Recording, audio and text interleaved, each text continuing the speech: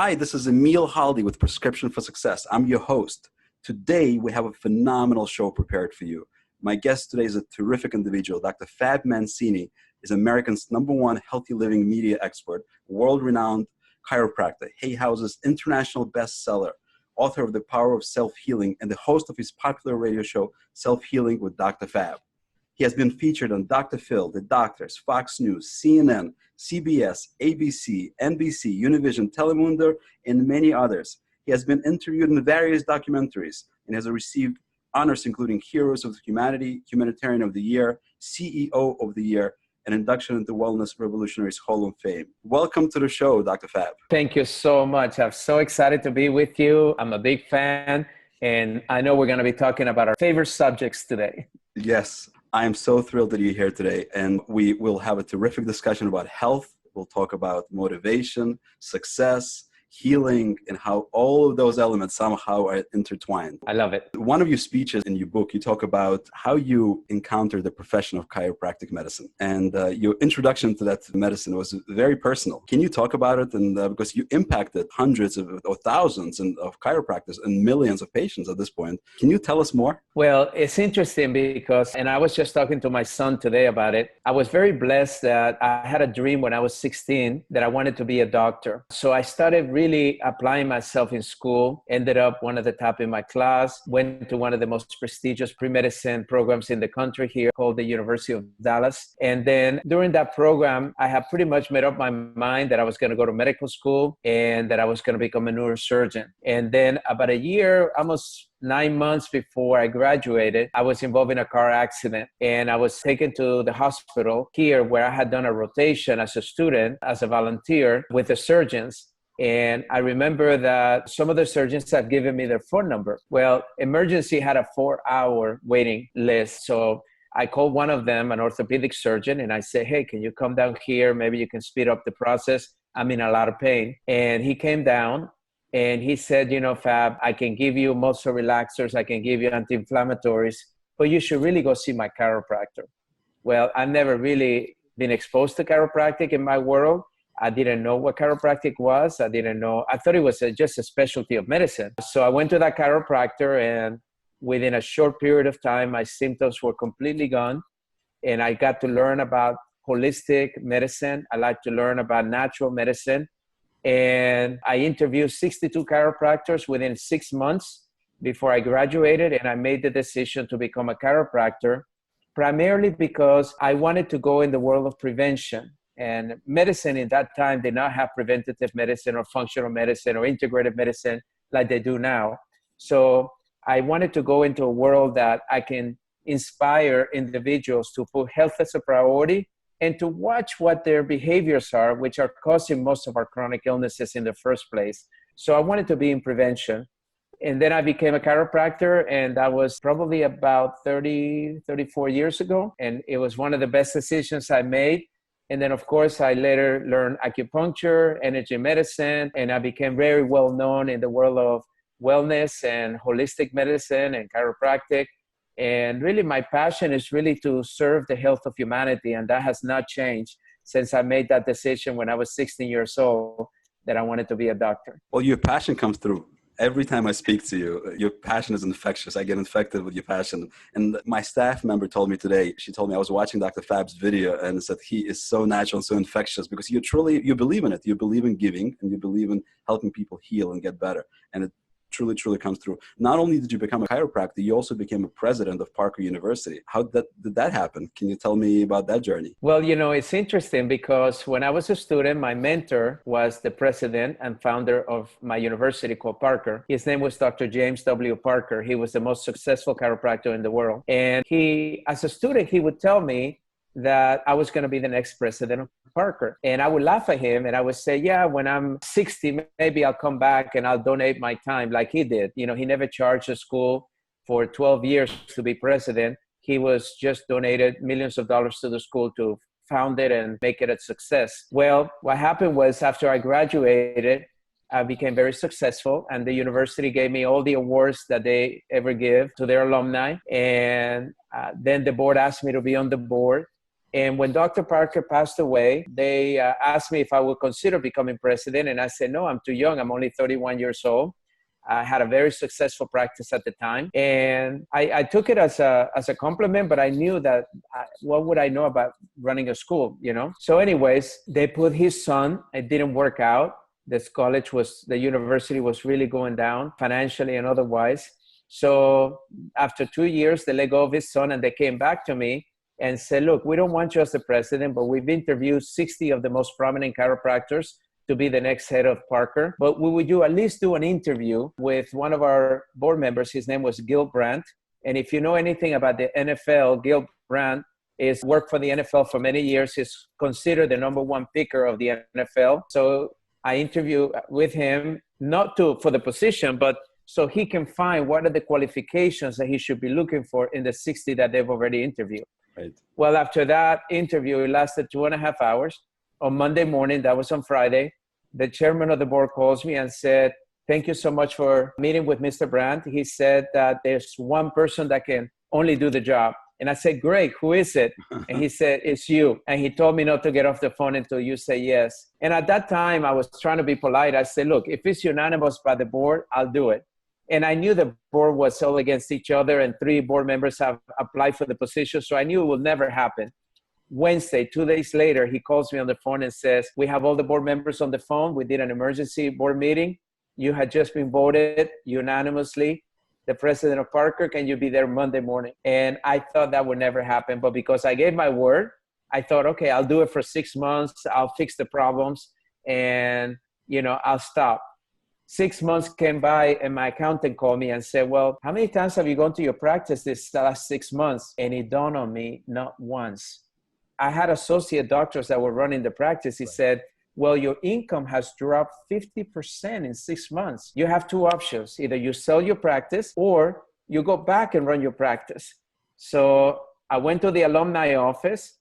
I wrote a letter to the people that had graduated in the last year and said, I'm selling my practice. This is my new mission. If you would like to have it, I'm only accepting credible people that want it. I had a group interview. On Saturday, 27 people showed up. Only 10 of them could afford it. Out of those 10, I interviewed them all individually, and I selected the ones that I felt could be the most successful. And to this day, that individual thanks me for it. And I sold my practice, and I never looked back. And I had a lot of success. I was president for 13.5 years, and it was primarily because of this, Emma. Everything I do in my life, I do it to bring value to the people that I serve. And I wanted to bring value to those students. And as a student, as a president, my second day there, ABC News came into the university and said that I have become the youngest president of a college or university in the United States. And when they said, what qualifications do you have to be president? This is the answer that I gave. I said, well, that's a better question for the board. But if you were to ask me, the best qualification that I have is the fact that I'm a graduate of the school and I know the strengths and I also know their weaknesses. And I can tell you that I'm very confident with the team that I have that we will do the best job that we can to ensure that our graduates are the best prepared that they can be to be successful as doctors of chiropractic. And that was the whole mission that I had. That's amazing. There's a saying, success leaves footprints, right? So the way you became the president of Parker University and the footprints you left is truly remarkable. And towards the end of the show, we'll talk more about success in life, success in business. And success in one area of the life could be replicated to other areas. So it's truly remarkable that you became the youngest president of the chiropractic medical school. And it is a remarkable thing. You talked about the reason you became a chiropractor is because you wanted to have prevention, be the primary kind of driver. A friend of mine, Alex Lubarsky, he's the CEO of Health Media Group. He says that early detection is too late. We really have to concentrate on prevention. So I totally resonate with that message. It's such a powerful message. And I wish we could use this platform and other platforms to communicate it to Americans, how much prevention strategies are out there that we could literally reduce or unwind or reverse many chronic diseases and help people feel better. We need to do more of these things to communicate our message. But At one point, you realized that your true calling is to spread the word, spread the truth, and motivate people. Can you tell me about that? How did that happen? So as a student at Parker owned also the largest chiropractic seminars in the world, with thousands and thousands of doctors that will come throughout the year. I was asked to become a speaker. And the reason is because I was such a successful student that they wanted me to share what was it that I was doing so other students can actually be successful. So we started a student program, and we started having students come to the seminars to learn. And I would share the principles and the behaviors that I've learned over time from Dr. Parker. Mm-hmm. Well, that gave me a passion for public speaking, and that's really where it began. And then as a doctor, I built my practice through public speaking. I realized that the best way that I can communicate the value of my practice is to get out there and share with corporations, to private groups, associations. So I would do speeches. I still remember one of my most successful speeches of all time. When I first opened my practice, my dear friend Stephen Covey had just written a book called The 7 Habits of Highly Effective People. Well, I took that book title and I made my talk The 7 Habits of Highly Healthy People. And it was a huge success because it was relevant, and I would just share information about 7 habits to be healthy. So anyways, so I started that journey. And then, of course, as a practitioner, I started doing television. Not a paid television, but they would bring me in as an expert. And because I could speak English and Spanish, I would do the Spanish television and I would do the English television. And my practice grew. Then I started doing a radio show that the station wanted me to do 30 minutes about health. I never paid for it. And it was a huge success. So little by little, I started recognizing that I was developing the skill set to communicate with others. And the best way that I can tell you that build that skill set is to keep the conversation simple, to keep it brief, and to keep it relevant. Those are the 3 things that I use in order to communicate effectively. And it was very exciting for me to do that. And now for the last 7 years since I retired from Parker University, all I have done is radio, television, public speaking. I just wrote my 5th book. So I'm very excited about the opportunity to share and, more importantly, educate people as to what are some of the ways that they can truly put health as a priority and become the kind of healthy human being that we're designed to be. Yes, very, very true. So in one of your books, right, you talk about the power of self-healing, that it comes from within. And then you interconnected true happiness and success. So these are 3 critical aspects of life. Can you tell us, in your view, how are they interconnected? And tell us a little more about each one of them: self-healing, happiness, and success. The self-healing component was an inspiration that I had to write my 4th book. That's my 4th book. And it was really designed for me to be able to explore the science behind people that had somehow self-healed when everything conventional medicine has said there was no way that they could heal. So I went to about 50 of my most prominent friends that are in the healthcare community: medical doctors, osteopaths, naturopaths, chiropractors, acupuncturists. And I asked them to introduce me to patients that have somehow been able to heal when everything else said that they wouldn't heal. And what I did is I started asking these individual questions about what is it that they did differently that allowed them to become one of that percentage that beat all the odds. And what I started finding out, Emil, is that there were certain common denominators. And what I also started learning is that the body healed in 3 different ways: physically, emotionally, and spiritual. So when I started recognizing all that, I started saying, well, let's go to the science. Let's see what the science says about any of this. And what I started finding out, and that there was such an overwhelming amount of evidence supporting physical healing, emotional healing, and spiritual healing in a holistic way. So then I started writing about that, putting all into context, and then I started creating a 21-day program for people to begin to heal, self-heal, physically, emotionally, and spiritually. And that was my 4th book, called The Power of Self-Healing, which led then Hay House Radio, which has about 2 million listeners every week, to ask me to do my own show called Self-Healing with Dr. Fab, which has been a huge success over the years. It's amazing. Can you tell our listeners more about 21-day program? Yeah, so the 21-day program is to break down the physical self-healing, and there are three components to that. The first one is nutrition. We already know that the lack of nutrients in our cells, in our bodies, is one of the biggest reasons why we are sick and why we don't get well. So we need to make sure that we begin to eat holistic foods, whole foods. Also, we know today that organic food is better than non-organic foods. Non-GMOs is also, we have a lot of understanding about these things. We also need to understand that as a nation, we're overeating. You know, we live in Texas, you know, and in Texas, everything is big. Yes. Well, I can tell you that in Texas, your appetizer can serve 4 family members. It's just all our plates are getting bigger. So I teach people that it's important to make your plate small, and 50% of those plates should be vegetables, because the body needs to be alkaline. They need to be able to not be so acidic. Acidity is what causes many of our chronic illnesses also, and inflammation. I also teach people that they need to add some healthy fats. You know, most of us don't want to eat the healthy fats, but we know that our fish oils and our fish, those are very healthy for us to eat, our nuts, etc. So we need to incorporate that into our nutrition. And then we also have to reduce the amount of carbohydrates and processed foods into the body. Carbohydrates, because they are in turn sugar. And we got to make sure that we reduce the sugar into our body, because it really messes up with the sugar levels, which then causes many of the conditions that we have. So that is a good understanding. Another physical component is exercise. Our bodies were designed to move, and the new science have said that if our bodies are not moving, we're not getting healthy. So we need to make sure that we take time, at least 30 minutes a day, to move our bodies.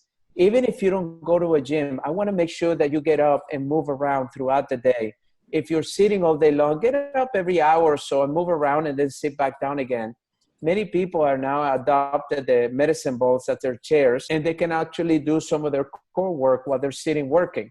Yes. Many people have push stations that now they're standing up instead of sitting all day long. So make sure that you also parking far away from the building so you can walk a little bit. Make sure you take the stairs instead of the elevators. Simple things that go a long way. And lastly, I also wanted to put attention to the science behind holistic providers. You know, many times we go to traditional providers and they don't give us solutions. So there's not a medicine behind it. So I wanted to bring the importance, because many of these patients told me that it was their holistic providers that were able to help them surpass whatever traditional medicine was able to reach a limit. So then I brought in the importance of adding a holistic provider to your team of providers to ensure that you're always making sure that there's not something out there that maybe could have helped you. On an emotional level, Emil, and this is the most exciting part of the book, is I found that there were 3 emotions that help you self-heal. The first one is forgiveness, because forgiveness allows us to move away from the past.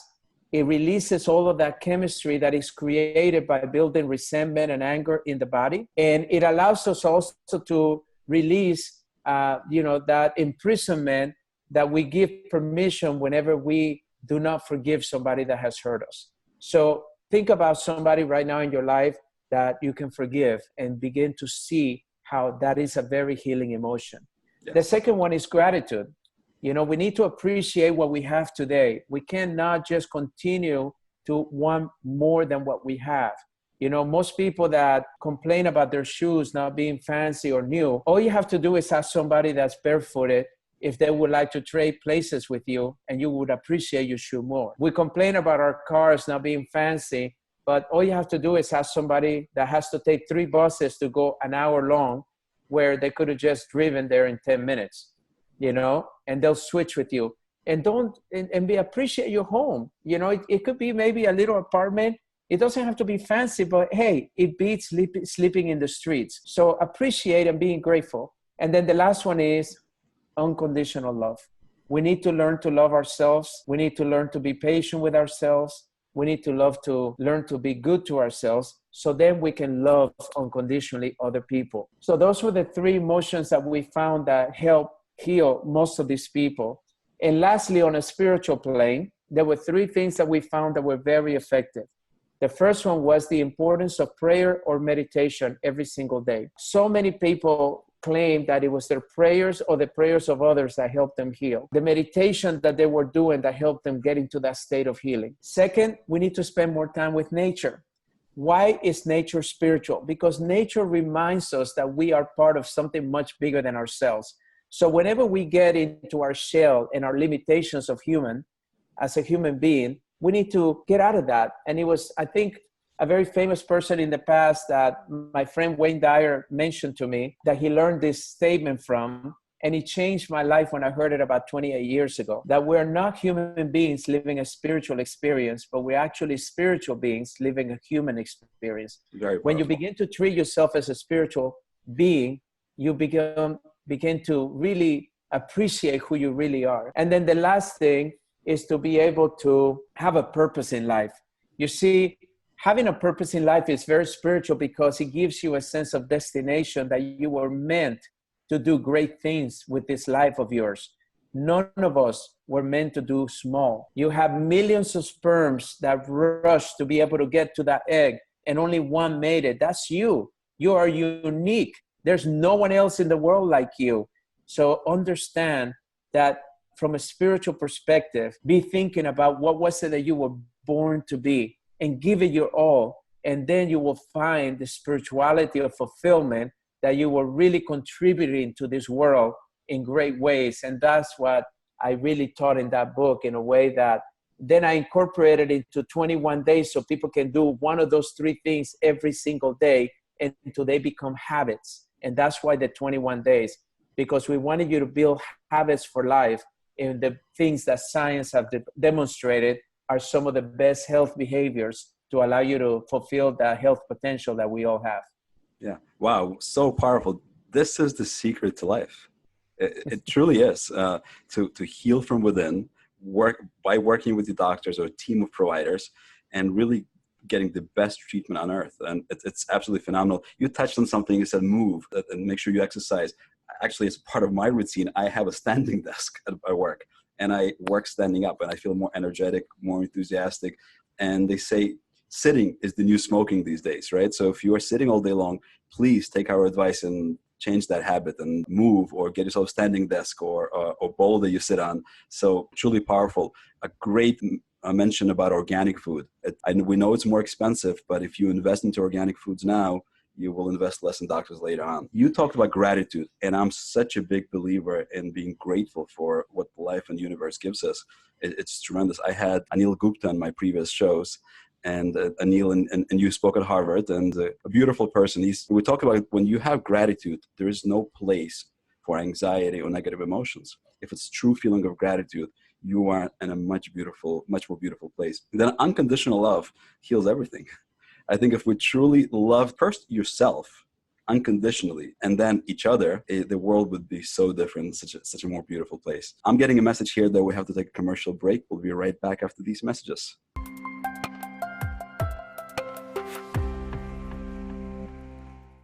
Welcome back to Prescription for Success. This is your host, Emil Haldey. Today, I have a phenomenal guest with me, Dr. Fab Mancini, a world-renowned chiropractor, acclaimed educator, business leader, and a speaker. To learn more about Dr. Fab, please visit his website at drfabmancini.com. To learn more about Haldey Pharmaceutical, to sign up for a consultation with us, give us a call at 646-650-5040 or email me at wellness@hcompound.com.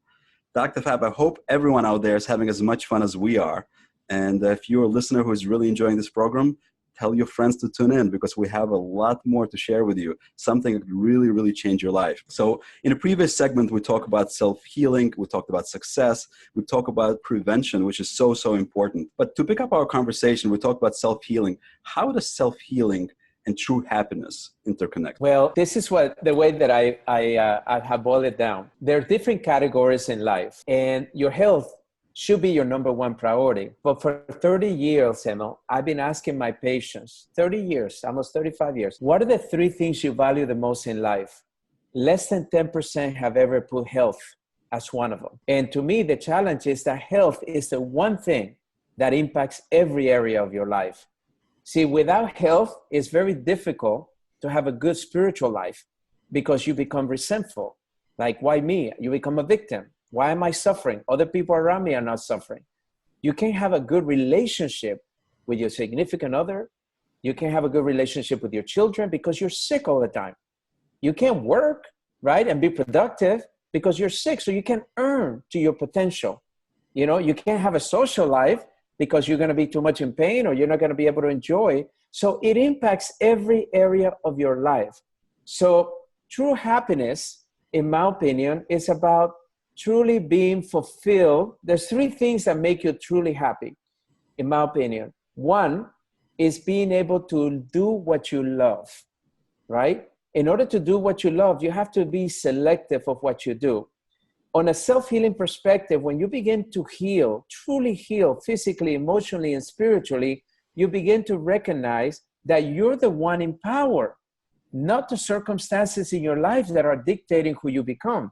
You make the choices that would allow you to be healthier today so you can be healthier tomorrow and the next day and the next day. And the choices you're making right now is what's determining how healthy you're going to be tomorrow, 10 years from now, 30 years from now. So be selective in your relationships.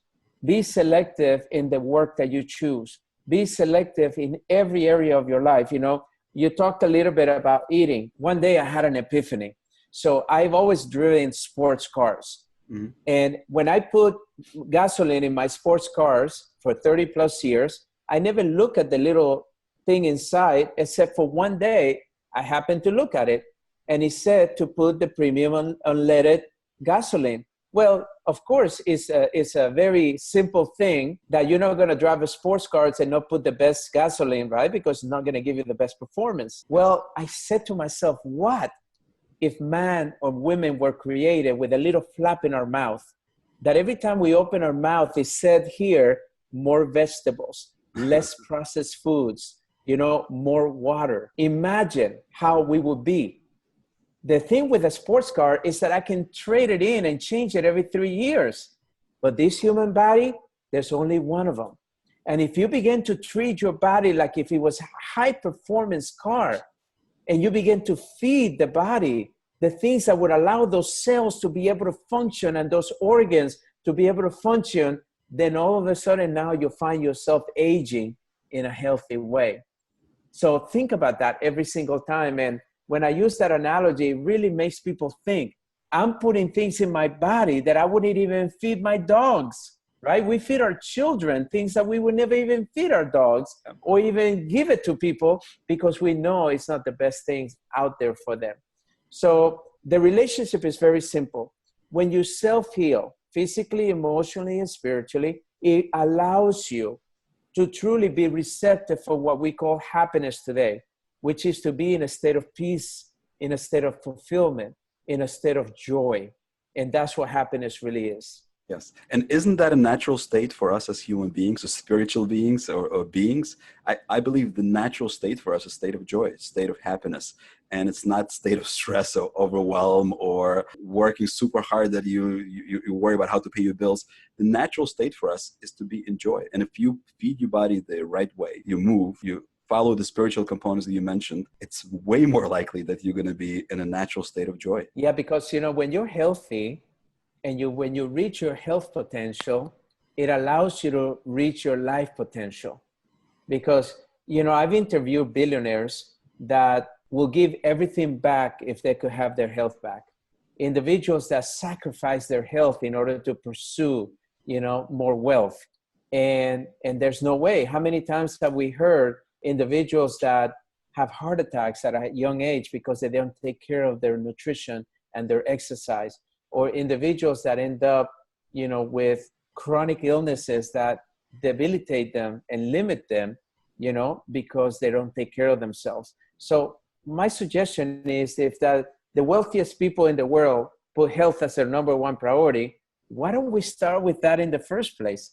Why do we want to end up, you know, regretting that we sacrificed the one thing that can impact every area of our lives instead of accessing that health to propel us to be even more successful than anybody out there in the world. Wow, this is so powerful. If you are a listener, just stop for a second and think about health potential is your life potential. Think about this for a second, or maybe when you go to bed tonight, take a pen and a piece of paper and write down what are the top few things that you could change in your life. First of all, buy Dr. Mancini's book, and read it from cover to cover, just like I did. But also make sure that you write down things that you want to change in your life and really act on it, because once you schedule your actions, they're more likely to happen. So write it down and make a commitment to change, because again, health potential is your life potential. And my question to our audience is, are you living your life potential? And most of us have way higher potential than we're living. So, and if you are in a beautiful natural state of joy and you're full of energy and life, you are way more likely to achieve that life potential. So very, very powerful. In your book, The Power of Self-Healing, you state in the introduction that responding to life's events has been the greatest foundation in the life that I've created for myself. Can you elaborate on this a little? This is a very powerful statement, and I believe in it fully, but I'd love for you to talk about it. Well, I've been on the personal development journey over 35 years, and I've been very blessed to lecture among some of the most influential people in the world in that space. And one lesson I learned about 30 years ago is that circumstances don't define the person. That what defines the person is the responses that we have to things that happen to us. We have seen that a rape can either empower a person to be able to surpass limitations they've had in the past and become a great leader. And take the example of Oprah Winfrey, right? When she talked about that, what happened to her physically at the early stages of her life, that she was embarrassed to talk to people about it. That's when her popularity grew, because she recognized that she did not let that circumstance make her into a victim, which will be what it will happen to the majority of the people that go through that experience. We have seen that the wealthiest people in the world have been bankrupt at one point or another in their life. But why is it that a person goes through a bankruptcy and then all of a sudden they're afraid to, and even embarrassed to talk to people about being in bankruptcy, instead of utilizing that lesson, that experience, to allow them to build the kind of wealth that they will never lose it again? So the response that we have is critical. So it's very important that when things are happening in our lives, whether it's relationship conflicts, whether it's financial hardship, whether it's health issues, that we take a deep breath and we very much pay attention to how we're going to respond to this. Because at the end of the day, you have two choices. You're either going to let that circumstance define the person that you are by becoming a victim, or you're going to let it define the person that you are by becoming a victor. That means you're going to surpass it. You're going to learn from it. And that's really what I meant to say there. And it's the same in our health. I have seen patients that have taken advantage of an illness that for some was terminal, and they made something out of their lives. And they were able to do it right for the remaining years that they had. And I have seen the same patients go ahead, wrap up all their business, say goodbye to all their family, and die in less time that their prognosis was. And the difference was that one just gave up, while the other one utilized it in a way to say, I have made some bad choices. If I get a chance to live one more day, I'm going to make a better choice. And if I get to live one more year, I'm going to make it the best year there is. And then all of a sudden, those years began to expand and expand and expand. And they got to be living longer, but with a higher quality of life. Yes. It is so powerful. The question is, as you said, the circumstances do not define you, but it's what you do with those circumstances. I recently watched a YouTube video, and I can't remember fully the name of the gentleman. I remember his first name. He's a Russian gentleman. First name is Alexei. And he was playing as a kid. He was 15 to 16 years old. And he was playing as a kid in the fields somewhere in Russia or Belarus. And he was called the last victim of World War II because he hit a landmine and he lost his legs and his hands. And you would think at 15 or 16, that the person would be just laying down waiting to die. And he became a motivational speaker. He runs a business, and he sounds super inspiring and has kids in his family. An amazing story. So someone who could be a victim, and many people would understand that he's a victim. He says, no, I'm not a victim. I'm a business person. I'm a motivational speaker. He has 2 or 3 kids, and he has a wife. What a true inspiration, right? But how do someone who's facing a tough condition, life-threatening condition, let's say a chronic condition, MS, ALS, and it's really degenerative. People are losing function of their body, and it's very hard to live with it. Yes, we could watch motivational videos and we could listen to motivation, but how do you deal with something like that? What tools from within do you pull within yourself to really put yourself in the next gear to succeed? Well, the first thing that I would recommend is to understand that the body has great healing capabilities. So we need to really become a good learner of our own body's abilities, because the more I learn, Emil, about physiology, the more I learn about anatomy, the more I learn about neurology, the more I learn about our systems, I recognize that this that we call our bodies is a miracle. It is the most complex thing I've ever seen, studied, but it's designed to be able to heal. And when you recognize that, it gives you one thing: hope.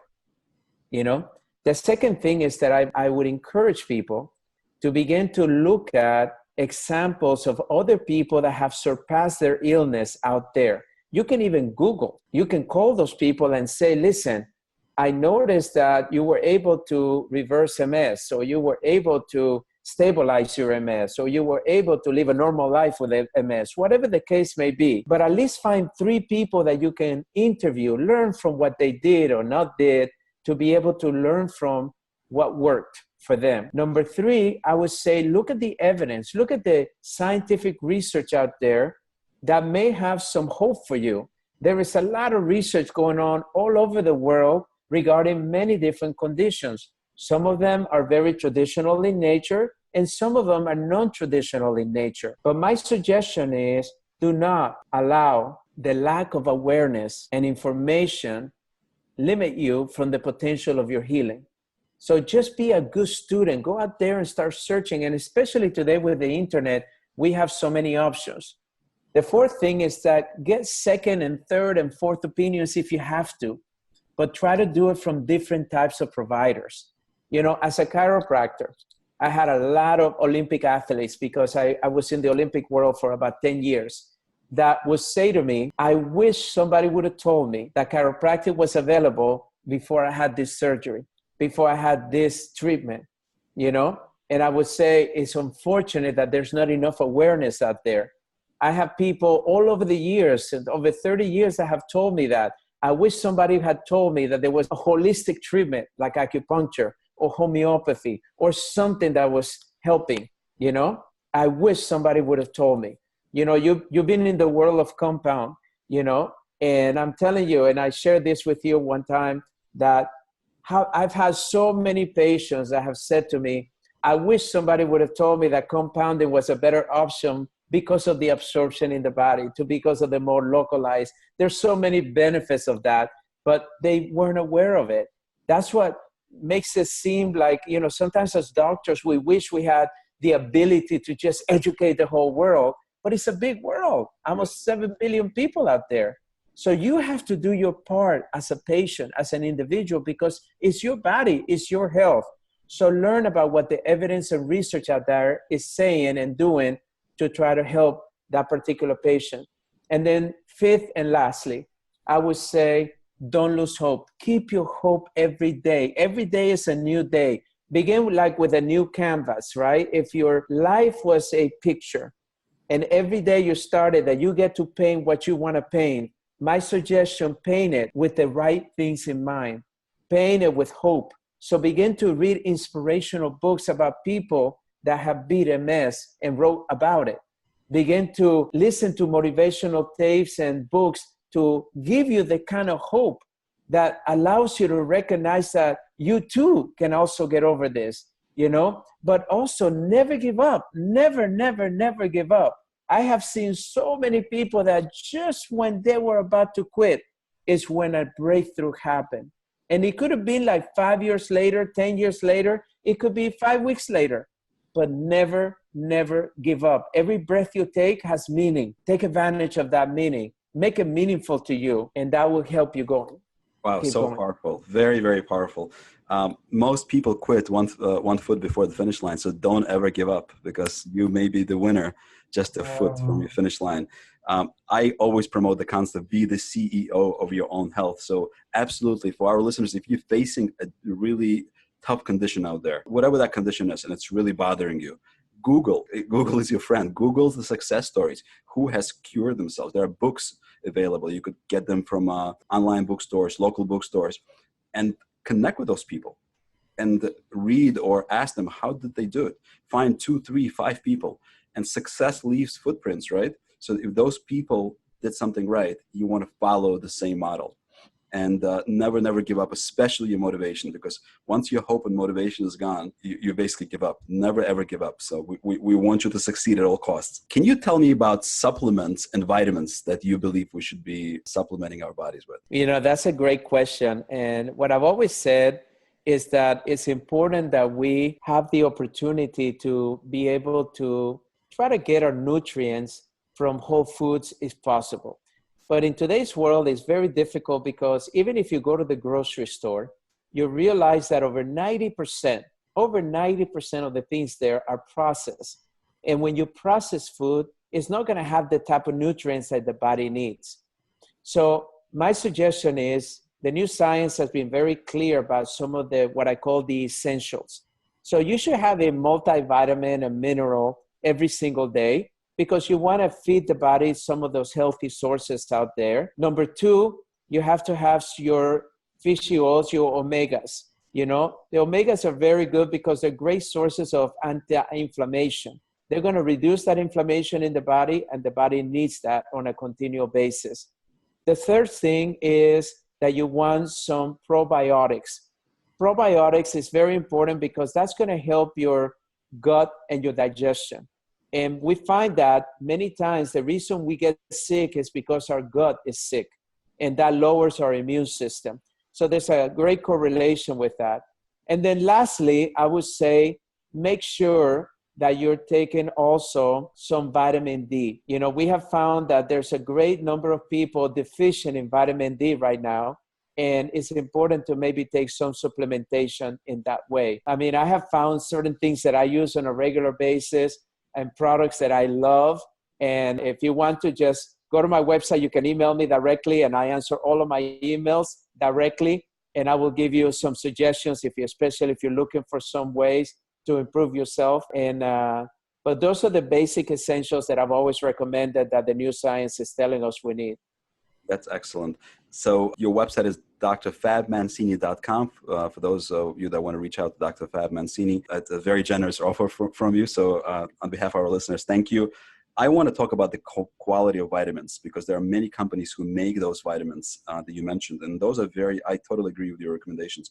So if you're getting a fish oil supplement, make sure you get it from a quality company, a company that potentially tests for heavy metals, because sometimes you could be taking a supplement but adding heavy metals to your body. A lot of large fish has mercury in it, and you want to be careful to take the right supplement. The same goes for probiotics. Vitamin D, an unbelievably important vitamin. It actually, at a right dose, if you get the right level in your system, it promotes anti-inflammatory effect, antibiotic effect. So it's very, very powerful. Make sure you work with your physician to get it to the right levels. And I would also recommend taking vitamin K2 to make sure that your calcium lands in the right places for you. I love your recommendations. Right on, very powerful, very similar to the way I take myself. Can you please talk about the difference in your view between healing and curing? Well, you know, the interesting thing about this is that in my book, I wrote a chapter about it because, you know, the words that we use have a lot to do. In my opinion, when you ask, and I've interviewed a lot of people, when you ask people about curing, it's pretty much when a person's symptoms are gone. But just because your symptoms are gone does not mean that you've actually have healed. And what happens a lot of times is that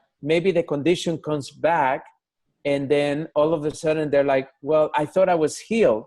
I thought I was cured. And so I wanted to bring the difference for people, because when healing occurs, that means that when your body has had the ability to completely eradicate whatever illness process was in your body, not merely just put a temporary stop. Today, we have many pharmaceuticals that have been very effective in blocking pain. And pain is one of the biggest symptoms that people associate with whenever they're not feeling well or whenever they have an illness. So whenever the pain goes away, they feel that they're cured. But that illness process is still in the body, because the only thing why you're not feeling pain is because the drug blocked the pain. So your brain cannot register the pain, but it doesn't mean that your body is still not struggling. So I always tell people, think of pain as the alarm system of the body. Pain is a friend, it's not the enemy. You know, and Emil, I don't know if you've seen me do this on some of my segments on TV. I usually take an alarm, you know, like a fire alarm that you'll find in your house, and I take it with me in the studio, and I say, pain is this annoying noise, you know, and I tell people, you want to get rid of it at all costs. But that alarm is telling you that there's smoke and maybe even fire in the house. So you don't want to get rid of the pain, because once if I take the battery off or jank it off the ceiling, I don't hear the alarm, but it doesn't mean that the smoke or the fire did not go away. So, look at pain, learn from your pain, and don't make pain an enemy. It's your friend. What a powerful message, Dr. Fab. Look at pain as your friend who is screaming for help. In fact, your body is screaming for help. So I encourage you all to look deeper at the issues that may be causing you pain or discomfort, whatever it may be, but you're looking to build positive consequences for years to come, not just patch it up. Dr. Fab, thank you so much for your time today. I hope you had as much fun as I did. This was a tremendous show. You've been very gracious and very informational and inspirational, and I know our audience appreciates it as well. I want to encourage you, ladies and gentlemen, to go ahead and look at Dr. Fab's books, purchase them, and this is the difference that makes the difference in your life, in your health, in your success, in your relationships. This is the secret out there. So go ahead and look at some of Dr. Fab's beautiful writings, The Secrets of Life, and I encourage you, just like me, to read it from cover to cover. I wish you all the best. Ladies and gentlemen, the show is coming to an end. My message to you is be the CEO of your health. You need to be guided by an amazing practitioner, but it's your life. You lead it. Thank you for joining us. Until next time, be happy and healthy.